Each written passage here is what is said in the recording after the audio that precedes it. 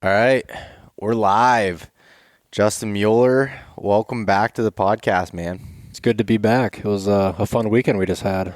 Yeah, it was. It was awesome. We're still at North Fork Lodge, which is Kip Folks's lodge of Big Truck Farms Brewery, and he was kind enough to allow me to use it for the Mountain Buck Scouting Camp, the first one that the first one that I've had at all, and yeah, it was pretty awesome weekend. But it's good to get to be able to hang out with you again. I feel like it's been a minute. Yeah, it has. When was the last time we hung out? Was it last year in September? No, we with the Spartan Forge Veterans Hunt. Yeah, yep. Yeah, I got right. to see you then, and you weren't at any shows, so No. I stayed home for the shows. yeah. And we're able to drink some whiskey that we got from TJ, who is one of the attendees. So thank you, TJ, one of the attendees at the Mountain Buck Scouting Camp. So I kind of wanted to do a recap podcast about that. And first of all, you've probably heard Justin before, so we're not going to go through the whole background, all this other stuff. But Justin is basically the mind and the skills and the talent behind most of my videos, all of my films, anything that we've done in the past, and also just helping me with anything that I need tech related. It seems like with trying to do some more video podcasts, things like that, he's going to help me through some of these things. So for anybody that's listening, this will be a video podcast on YouTube. So if you want to go ahead and watch that, head over to my YouTube page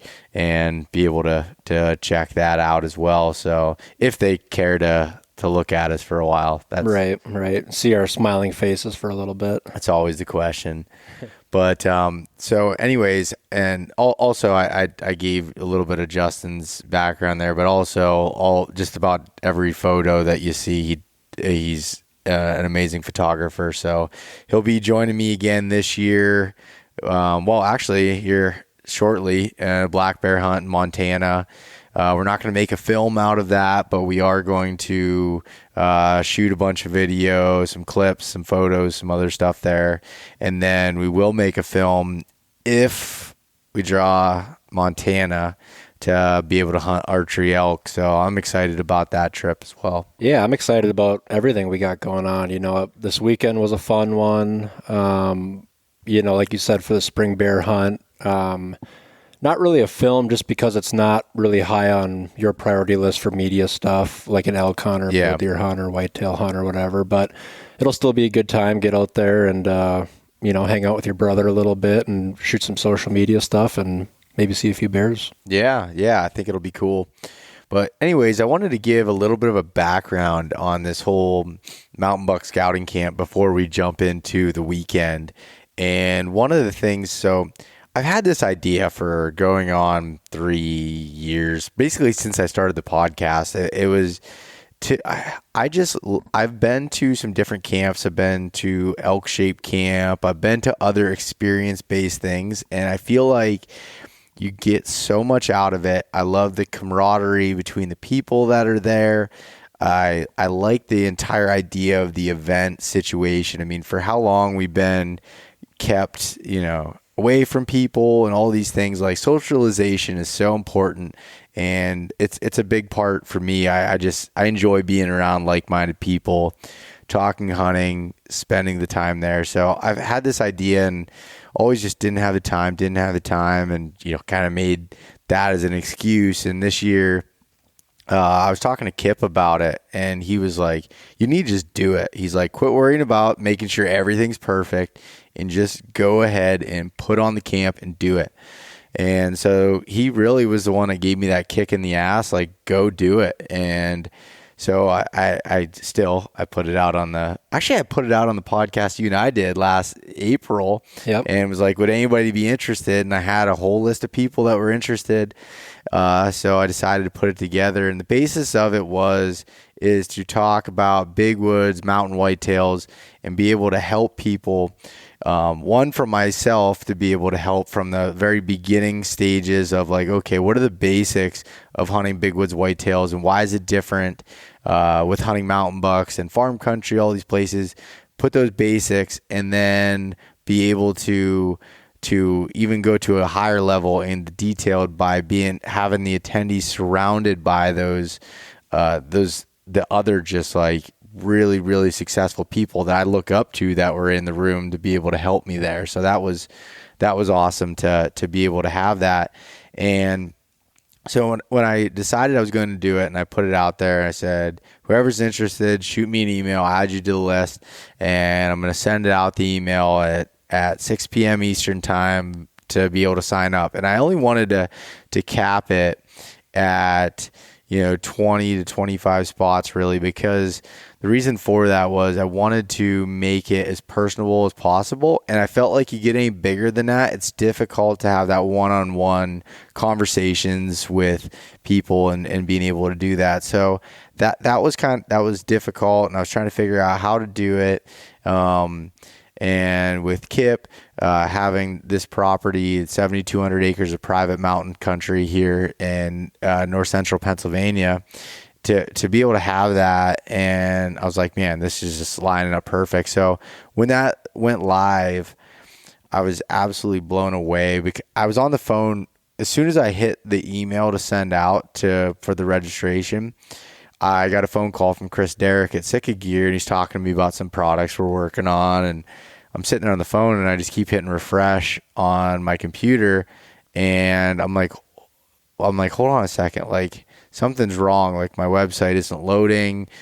Did my website crash? I don't know. I thought something went wrong, and I realized that I sold out the event in 2.5 minutes.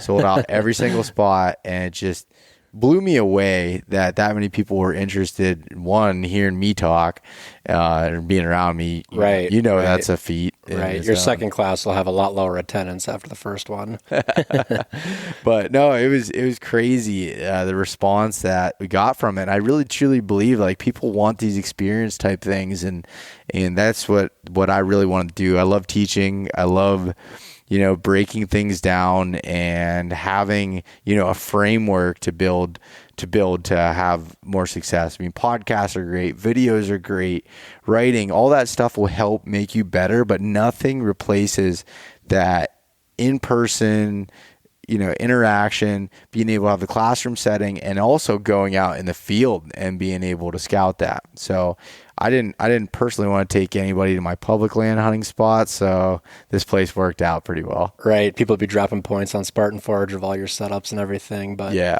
No, it was good. I think it was the perfect amount of people. You had a good ratio of instructors versus students. What'd you have? 5 total, including yourself? 6, including myself. 6, including yourself. And everyone kind of had like a little bit of everyone had the same knowledge about hunting mountain bucks, but everyone kind of had a different take on it, different strategies, different things they do.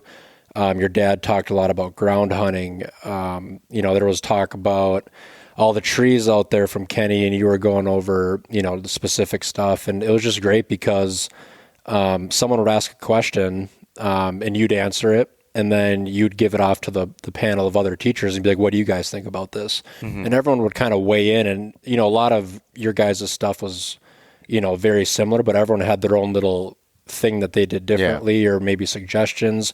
And it kind of made for like 5 different answers to one question of different perspectives. Yeah. And it was cool because to give an idea who some of the presenters were, so we had my dad, Beau Martonik, who I've looked up to and I still consider one of the best whitetail hunters out there, and that's not even being biased. I mean, his results show for itself. And then Johnny Stewart, who is just an incredible, I think I heard describe him as if Johnny was reincarnated, he'd come back as a deer, like, because that's Johnny knows deer better than anybody and has had so much success. He's been on the podcast a lot and across the country, and any state he goes to, he just like dives all in. So having Johnny here was awesome. He's become a really, really great friend of mine over the last 5 or 6 years since I've known him. Greg Litzinger, who is just like magnificent buck bed hunter. He looks at things from a different point of view. He's got a ton of experience. He's not afraid to tell you that he's failed for so many years that's how he became good and learning through the School of Hard Knocks. And so having his perspective there, having Kenny Kane come in and from a forester and having that tree identification knowledge and the knowledge of what the deer are eating and how the forests are managed and being able to identify the different ages of forests and what they're looking like and what's the best type for deer essentially to be able to live, survive, and thrive in.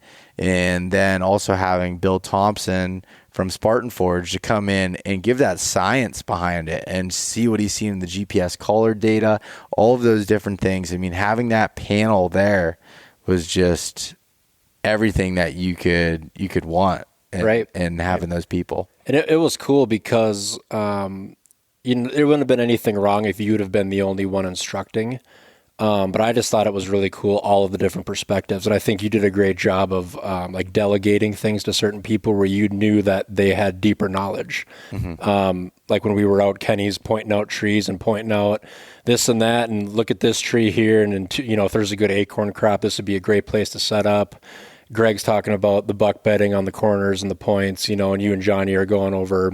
I mean, it was a ton of good information, all from very like-minded hunters. Yeah. No, it was good that like I've known all these guys for so long that I know their strong points and I know what each of them does exceptionally well, and to be able to pull that information out of them. And so like the basis of it again was like to go through that classroom portion, to build those foundations, build those skills. I mean, even down to learning, what the different topography means. What are the terms that you hear getting thrown around on podcasts and stuff at the basic level, and then building upon that to be able to build, how to e-scout, how to be able to understand what you're looking for, what's a good area, what's not a good area. And then even, some people don't have the ability to drive to an area that's exceptional. So we hit on a lot of those things of like, okay, so you don't have logging cuts, you don't have this, how do you adapt to that? And I thought that the attendees, there was a mixture of experience levels. Like right. You had a lot of very green people, some that had never hunted mountain bucks in their entire life, others that have been doing it for a little while but haven't had a whole lot of success. And then you had people like Ryan Glitsky, whose nickname is Moose. He could have been up there teaching the class, like incredible wealth of knowledge. But what I loved about him showing up, other than him spending money, that's always good too, but right. Joking aside, the very successful people just want to continue to learn, and you want to surround yourself around other people that are infatuated by as much as they are. And that's what Ryan did. Like he was there. Ryan doesn't really need anybody's help. Ryan is very successful on his own, but he wanted to hear everybody's perspectives. And through me going on and teaching and presenting and talking about this, I learned so much. Even from like my dad, that like I've been around my entire life. Like I picked up on things that he said. I'm like, wait, never told me that before. Yep. So it was kind of cool. Yeah, it was very cool. I thought you had it structured really well. It started off with classroom in the morning. Just kind of going over the basics, getting everyone into it, explaining stuff that we were going to go look at later in the day. And you were up there for maybe 4 hours or so. Yeah.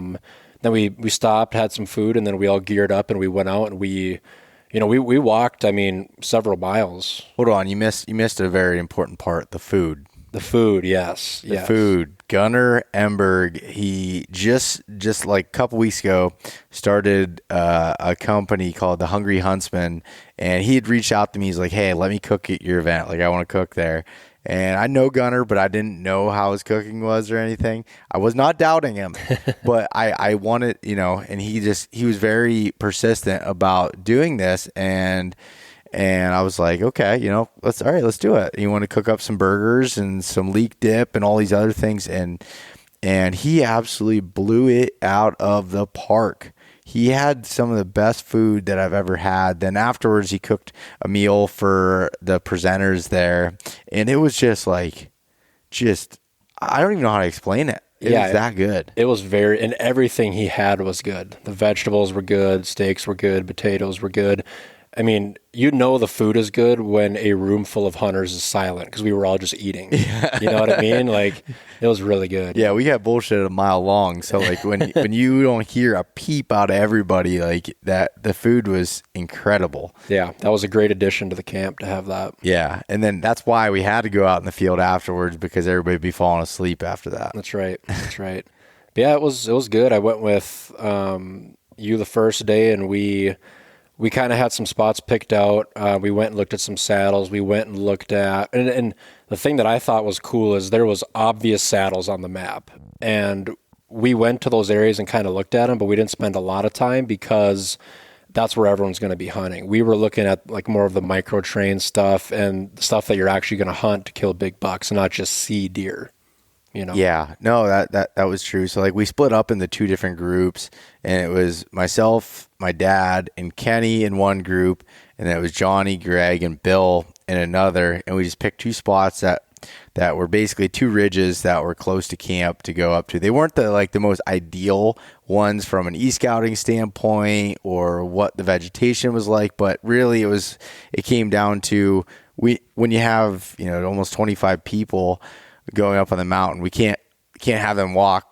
Or first of all, they won't all fit in my truck, so I can't shuttle them anywhere, and we can't be walking all day just to get to a spot. So we wanted to read the sign for what it was and go to do it, and I thought it was awesome because and then Ryan was in our group the first day, and just watching how all of us looked at things differently was the coolest part. So we went out to this point. We started at the bottom and saw some heavy trails coming off these points, and we went up and explained why I wasn't necessarily following just that trail. I'd picked out the key spots on the map ahead of time, the saddle, the points, some of those key terrain features that you typically look at, and there wasn't any real key vegetation types to pay attention to. So we were focused on terrain and worked our way up, and then started finding a scrape line, and scrape line explained to the people, this is more of a testosterone driven scrape. This isn't something I'll pay attention to. And then you find one with 5, 6 licking branches on. Okay, this is a community scrape. This is something that, I want to throw a camera on here. I want to pay attention to it. As we started moving up a little more, we found a faint rub line that ran around this rim on a kind of a steep side hill below a flat where there was a scrape above it. I was like, boom. If I was finding this sign during hunting season, I would set up right here. And we talked about, everyone was asking questions about how to set up, what trees to pick. And that's something that's hard to teach without being in person. Oh, yeah. You can look at a map all day long, but until you're actually out there looking at the scrape, looking at the terrain and picking out the individual tree, that's when I think it really clicked for a lot of guys. Because you kind of went over, here's where I would set up and exactly why. You were explaining, everything from the access to the thermals to when the deer comes in. And you could kind of see it in people's eyes. They were just kind of looking around and they were like, that makes sense to me. Yeah. No, and it's funny too, because when you've done it for so long, you have your own perception of looking at things. And especially Kenny was the one that threw me off so much, because he's used to grading trees and looking at what's going to be the highest dollar amount. So he's, Right. he's looking at it and understand the bark and pointing out what types of trees these are. Do deer like them? Do they like them when they're, as browse as they're sprouting up? All this, what are seed trees? All these different ones, and and he had picked out one of the most obvious trees that a whitetail hunter should know that I didn't pick up on when I was walking by it. It was like, 20 yards in the woods there. And we hit our first white oaks, and Right. we only found 3 on that entire mountain. And obviously white oaks, the deer absolutely love them, and we'll scoop them up in early October. And he pointed them out, and I had my rut scouting mind going at it, and I didn't pick up on it. And neither did Ryan, neither did my dad. Like Kenny did. was just such an asset to that group and being able to understand that. Yeah, and it was cool watching you guys then, because then you guys both went down by the tree and you were picking up leaves, looking at the difference between, what the oak leaves looked like and everything, and you guys were talking about, what time of year you would hunt that tree, when and where to do things like that. And that's just some valuable stuff because you have this entire mountainside and you guys are picking out individual trees to potentially set up on, or at least keep scouting for future reference. I mean, that's very detailed scouting. Yeah, exactly. And you were marking the waypoints, showing everybody how to use the Spartan Forge app and mark all that stuff down and just keep moving along. And it was funny. When I was with Ryan and we moved off, we split up into 2 groups again, with my dad taking one group and Kenny, and then myself and Ryan and Eric and some of the other guys that were in that group. And we went off to the left at this point, and all of a sudden we hit Mountain Laurel, and we both just like lit up. We're like, yes, like this is the cover we were looking for. And we're talking about this little trail that was going into it on the side hill, and there was a white oak on the point, and it's like, okay, I would bet that there is buck bedding inside of that Mountain Laurel or somewhere around the edge of it. And ended up walking a couple more feet, and there was a big scrape there on the edge, and explained to everybody, okay, in early October, bearing that we find a buck bed in there, even if we didn't, just assuming that bucks are bedding in there, that this is where we'd set up, this is how we'd access for it, for a morning bed hunt or an evening bed hunt, how that would all play out. And then we ended up going in there, and this was something that both myself and Moose missed. We were just talking, and Lyle Harvey, one of the guys that was in the group there, he was like, hey, here's a bed. And it was like a pretty perfect buck bed. There was hair in it, had entry and exit trail. I mean, it was everything you could show. And like those guys were pumped like to see exactly what we're talking about with this buck bedding and understanding how that worked. But and then as we worked a little bit further, we hit that saddle. And before we went up there, I said to everybody, I bet you any money there's a big ass scrape directly in the center of that saddle. And there was. And also had to explain that in a situation that's highly pressured, that you don't want to hunt right over that scrape. In a place like here that's not highly pressured, yeah, I'd sit right over top of that scrape. But, okay, where can we go based off of that sign? It might even be 200-300 yards away, but how can we, use that still as a connecting point? But that's probably not a place that a mature buck is going to work in daylight hours. But if your goal is a younger deer, that might be the right place, and kind of explain that to everybody. Right. Yeah, it was cool to see all that sign up there. I mean, there was a fair amount of the hiking where we didn't see much sign at all. But I think that was actually a good thing because it kind of showed people like, even on a property that's private and huge and awesome like this, it doesn't mean that there's deer running everywhere and sign everywhere. You still have to go out and find it. And I think, when we were walking around and checking different spots, it was just kind of reinforcing, like, you have to cross places off the list in order to find where the bucks are. You can't just walk up and find them. So our first couple spots we went to, there was some sign here and there, but it wasn't anything crazy. And we just worked around, and a couple hours later we found the spot.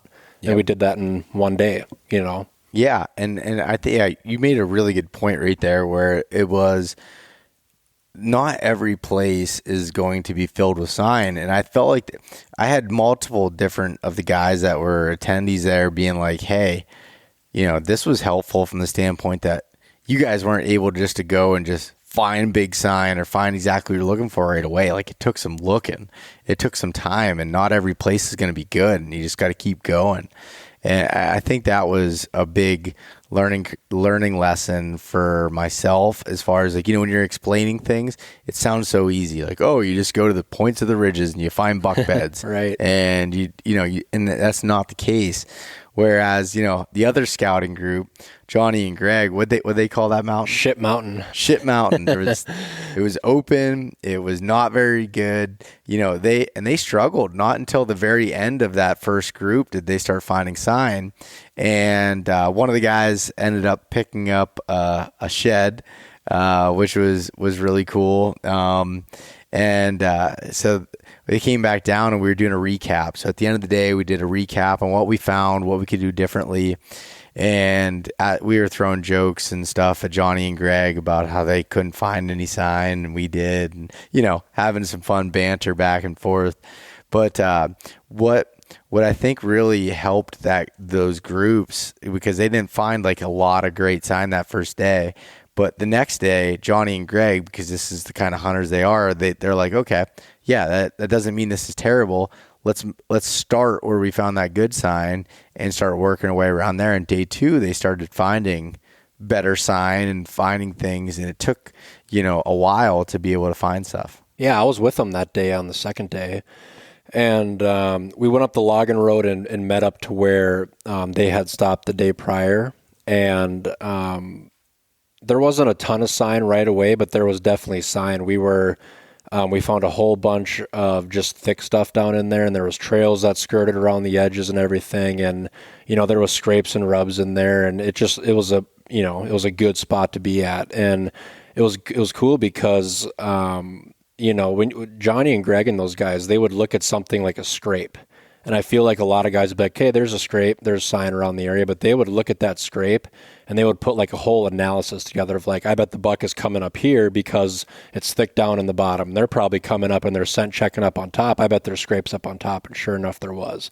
And they kind of put like a whole, synopsis together of what they thought was happening. And they were actually fairly right about a lot of the stuff based on, because they would just kind of call the shot. Like, I bet up here we'll see this or that. And sure enough, there it was. And I think that, for people who are maybe newer to scouting or just wanted some help with it or whatever, that was kind of valuable because it kind of makes you actually think about what you're seeing. There's not just a scrape here and a licking branch. It's like, well, why is it here? Because there's food down over here, there's bedding up over here, and there's a nice little ridge to run to get right here. And, you can hunt that scrape, but if you know the whole story, it gives you so many more options in order to set up to be able to try to kill that buck. Yeah, I totally agree. Like, I'm kind of jealous I didn't get to spend the time with those guys in the woods and being able to see, like, from their perspective. And luckily you filmed it, so I'll be able to get to see some of it. But I love the way those guys look at the woods and being able to do that. And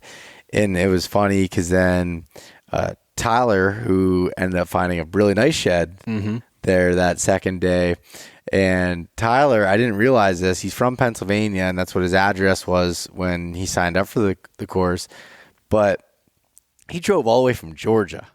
Yeah.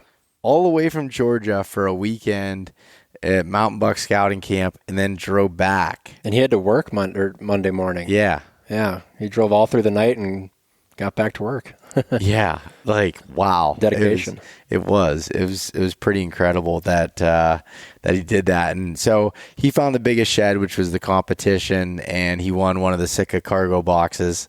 So that was cool. I'm glad he got that. He earned that. He did earn that. Yeah, that would he could probably sell it and maybe pay for his gas, pay for his tank of gas up here. Yeah. But no, that part was cool, and I was glad that we decided to do 2 days versus one, because I went back and forth for a while on that. But even in the 2 days that we did, like, I felt like there's so much more that we could have covered or went into. It's difficult to cover a lot of stuff in that amount of time. Yeah, 1 day would have been too short.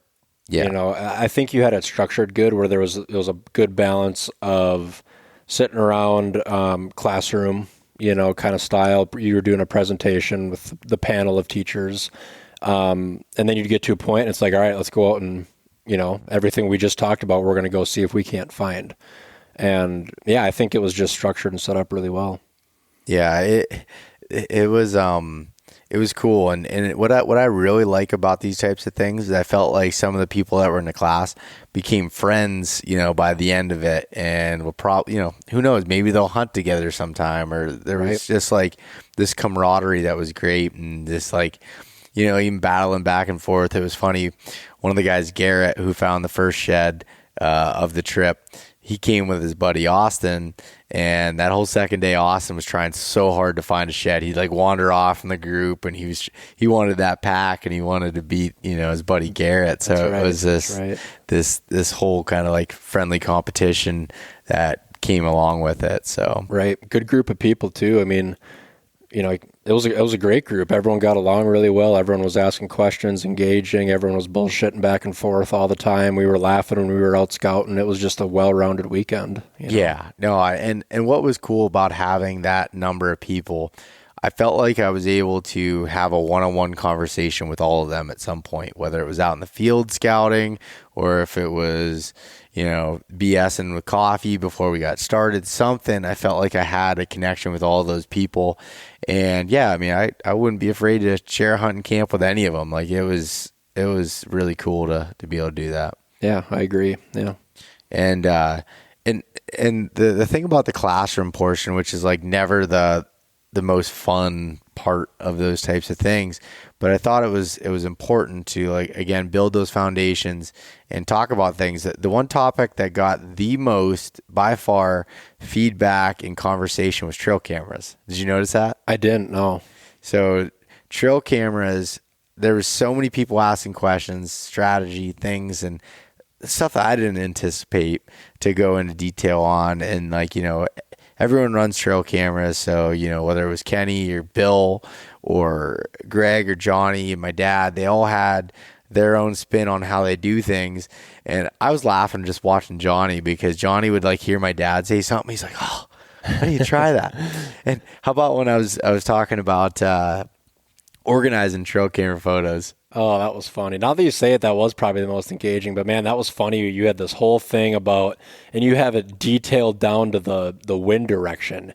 And Johnny's not even formatting his cards, and he's swapping them between cameras, and he doesn't know where this buck was. He's trying to look at the background to see where it was.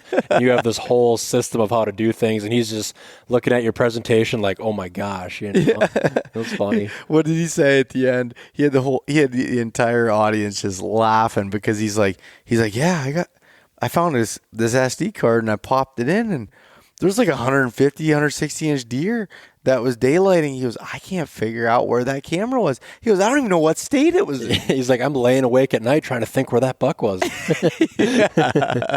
It was so funny. Oh man, it was such a good weekend. Like I don't even know how to even put it into words, but I'm definitely gonna have to do this again, because just the group dynamic that was there. Like it was a lot of work going up to it, but it was 100% worth it. Yeah. Very rewarding weekend for you too.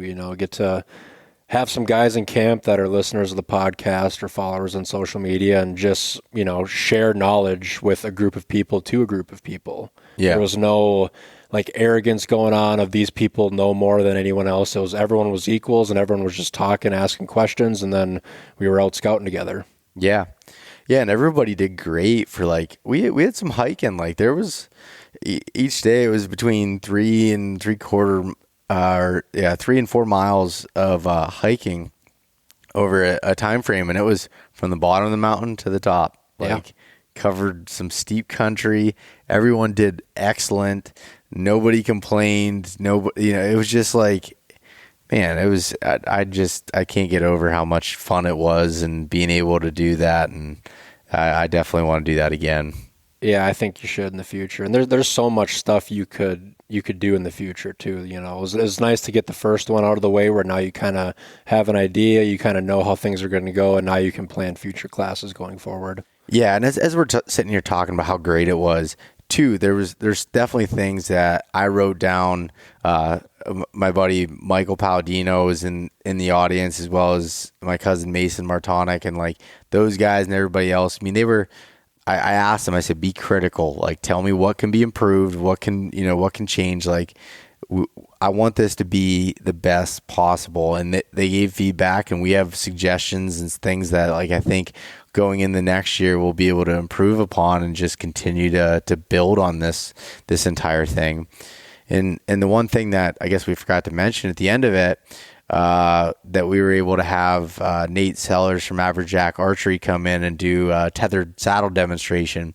And he was running like one group on the trees there, and I was kind of working with another group and showing people what saddle hunting was all about, which was fun because, Nate came in, he's like, I don't have to go through a demonstration, right? Like in this parts of the country, like everybody knows what a saddle is. I'm like, no, like Mason, who's one of my best friends and my cousin, he's never climbed in a saddle before, and he was in it and he was trying it out and getting to play with it and talk about the whole mobile hunting game. Yeah, I was going to say that too. It was funny because like you were talking to people about the saddles and you're helping them and they're asking questions. Then Mason gets up in one and right away your demeanor changed. Mason's messing around and he's doing things to get on your nerves on purpose. And you're like, no, your knees got to go over here and your feet. And he's up there swiveling around. Yeah. It was cool. I'm like slapping his leg, trying to get it in the right position. Yeah. Being a smart ass, pretending to bring his bow around. Yeah.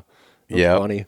Yeah. That was cool. And just, again, like just phenomenal weekend, from the food to having everybody there and believing in what I had in my mind to see that come to fruition is just incredible. Yeah. And I guess we kind of glossed over the lodge too that we're staying at. Yeah. It couldn't be perfect. There's a big, I guess, dining room. It's got these big open windows that look out over the mountains, and it was a perfect spot for presentations. Everyone was spread out good. Everyone had spots at the table. You were up front. I mean, you couldn't have asked for a better spot to host this. No, it was beautiful. Like this giant lodge with, within 7,200 acres in the mountains here. And there's a bald eagle nest literally right there. We watched a bald eagle flying around all day. Anytime you turned around and looked, there's a bald eagle there. And the weather was Pennsylvania spring, snow, rain, wet, everything you could think of that was thrown at us. But I can't thank Kip Folks enough for giving me this opportunity to be able to put this thing on, at his place here, and Big Truck Farms with donating beer for some of us that to be able to drink and celebrate the end of a hard day's work. It's, having beer wasn't like to get everybody drunk and party. It was like, okay, you earned this after a full day of doing these types of things. Had that beer, and it was just like, it was a rewarding feeling to be able to do that. So it was, and it kind of kept the conversation going too. I mean, even, a 15-minute break in class, everyone's up and talking about trail cameras or talking about scouting. It was just like everyone was just there together and they were just bullshitting and soaking up knowledge. And just, everyone here was here for the right reason. Yeah, definitely. And truly too, like, and the partners that jumped in and helped, with Kip and Big Truck Farms, but also, Spartan Forge, giving everybody free memberships to be able to have their app, and being able to have, Sitka Gear donate in the cargo box, and having Tethered being able to do this teach and train and offering some people some pretty ridiculous discounts that I can't announce on here, but like just so many cool things that came out of that. I mean, Exodus Trail Cameras offered a discount for everybody, and all these, partners that supported this whole entire event. Like I'm very thankful for them, and thankful that, you guys that are listening, go out and support them and use my links and use my codes. Like that stuff helps me to be able to put these things on and do these types of things as well. Right. And it's just a little more incentive for people to come in and, meet and Bill from Spartan Forge and getting to pick his brain about collared deer data. Like, Yeah. how often do you get to talk to someone about that? Yeah. You know, his part of the presentation, he was saying stuff, and I was just like, wait, hold on, say that again? Like, you know, he's just a wealth of information, you know, and it was cool because, you know, Kenny would say something about, you know, this time of year, the trees are doing this and this and this.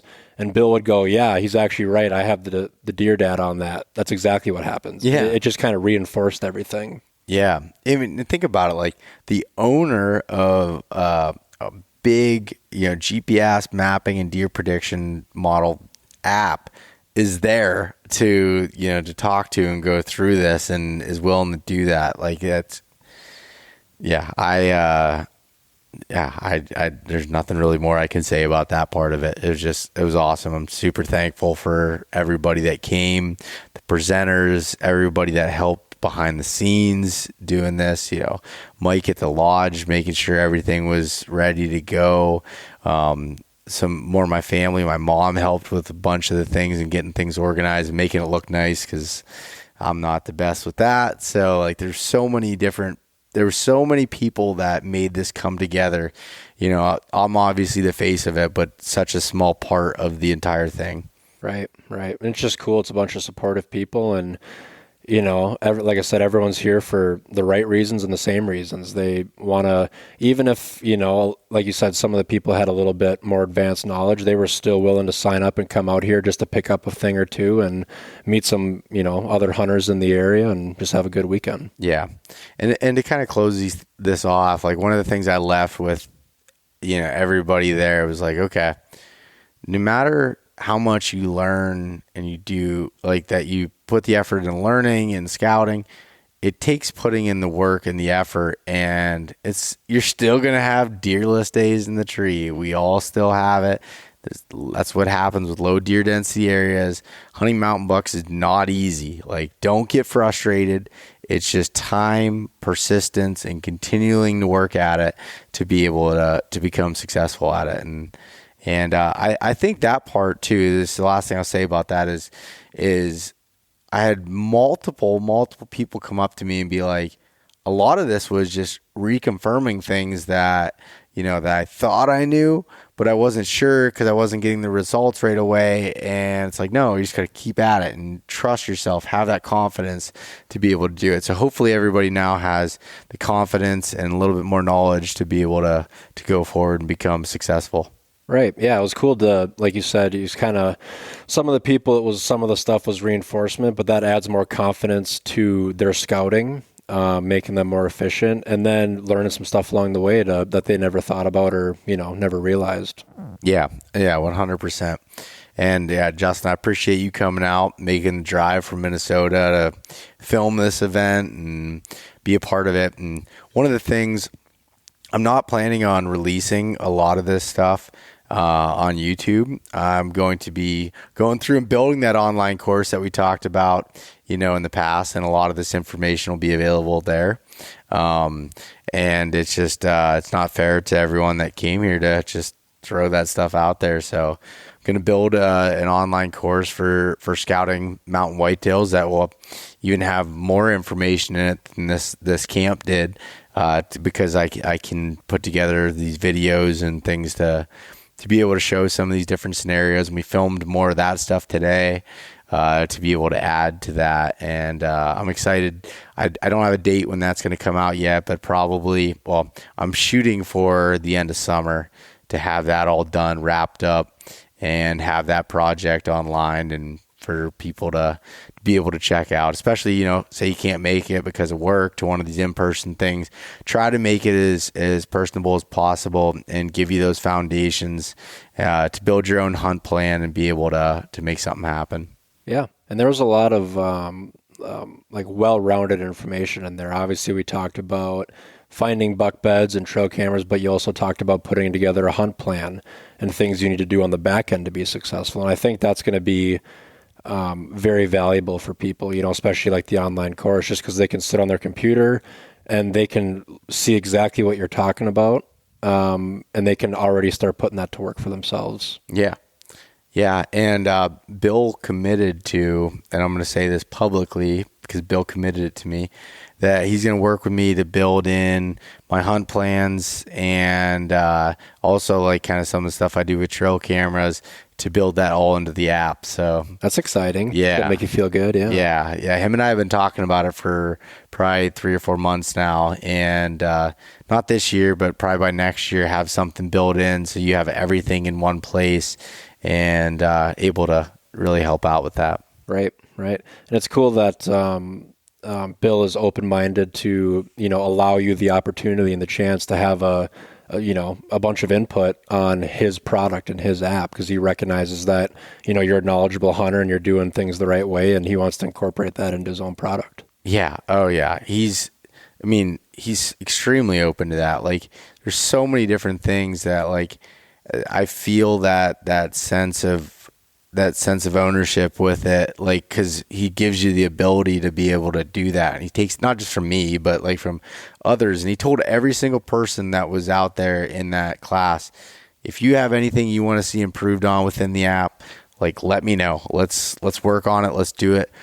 We're new, and it's going to take a little while to get up, 100% up to speed, but we will be there, and we'll be well and be above and beyond anything else that's out there. And that's the way to do it, getting as many inputs as you can, as many hunters as you can coming up with ideas for, the end product of the app. Yep. Yeah, definitely. So, well, anyways, I thank you for coming on and talking with me here again, Justin, and thank you for anyone that's listening that was here, and really just for anyone listening that's been supporting the podcast for this long and continue to do so. That means so much to me, and just in general, like, it just, I truly do appreciate it. Yeah, well, thanks for having me out here. I always enjoy working with you. We've been doing film projects for almost 4 years now, 3 years probably, and it's always a blast. I like, hanging out with you and all the people that you associate with. It's just always great, so I appreciate you having me out, and I'll definitely be here for the next one. Heck yeah, I'm holding you to it. Where can everybody find a little bit more about you, Justin? If you go on Beau's Instagram and look at all of his decent photos he's got on there. No, I'm just kidding. Justin Mueller Photography on Instagram is pretty much the only thing that I'm doing. So you just follow me on there. You can see all my stuff from when I'm out here with Beau, as doing his hunts and his scouting camps, to anything else that I'm doing with any of my other clients around the U.S. So awesome. Thanks, Justin. And I guess we will see you here in May when we're doing the bear hunt. Spring bear. We'll see you then. Let's do it, brother.